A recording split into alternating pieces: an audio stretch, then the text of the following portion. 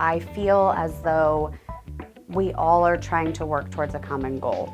And so it's important to me that my students understand that we have a job to do, and this is something that we all need to work towards together. So if one student is not doing well or one student needs extra assistance, it's important that they will help each other and work together to collaborate and accomplish those goals. Same thing goes for parents, and I try to involve the parents as much as I can in our classrooms and keep them updated on what we're doing, make sure that they feel like they're a part of the team as well. I tell people all the time that we're all in the same ship, and if one person feels like they're drowning, then we need to help that person and lift them up, because it's important that we all stay afloat together. When I think about why I became a teacher, a lot of it has to do with the fact that I had great teachers growing up. My grandmother was my principal for most of my life, and I watched her make such a difference and an impact in people's lives.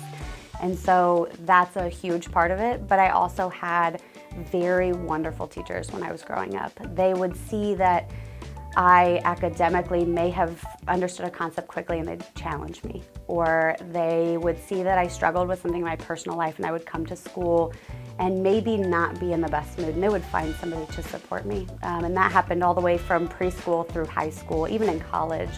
And I was inspired by those people, and I wanted to be in the same position. I've always felt like education is where my heart is, and so when I think about other teachers and how they've impacted my life, I want to be that same person for other people.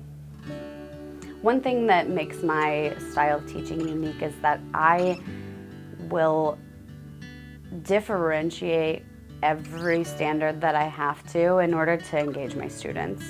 So if I have a student that is really in love with baseball, and that is something that makes them happy and it makes them passionate and they love learning about it, I implement it in my classroom. But at the same time, if another student doesn't like baseball within the same class, I will even give them a different article as long as it's hitting the same standards. And so I use as many engagement strategies as I can in my classroom to get kids involved in maybe the reading or the writing that we're doing, and I give them some choice. They don't realize that I'm actually teaching to a standard. They think I'm just pulling out things that they really enjoy, and so when I do that, it helps to get the students to interact with the content more, and then they don't really always understand that they're learning what I need them to learn. They think they're just choosing what it is that they want to learn.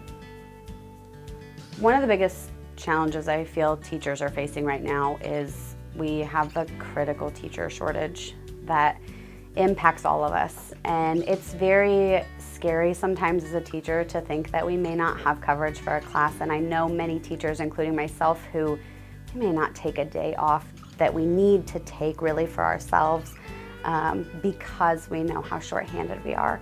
And so that really impacts a lot of people, and my hope for the future is that we can continue to pull people into our district and to take that pressure of not having coverage away, just so that we can make this an attractive place. And I think that we have very much so within the last few years. I love sports. It's one of the things that my kids learn about me very quickly.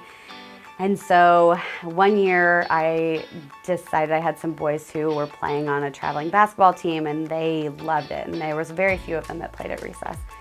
And so they needed an extra person to help them out. And so I am known to play at recess with my kids.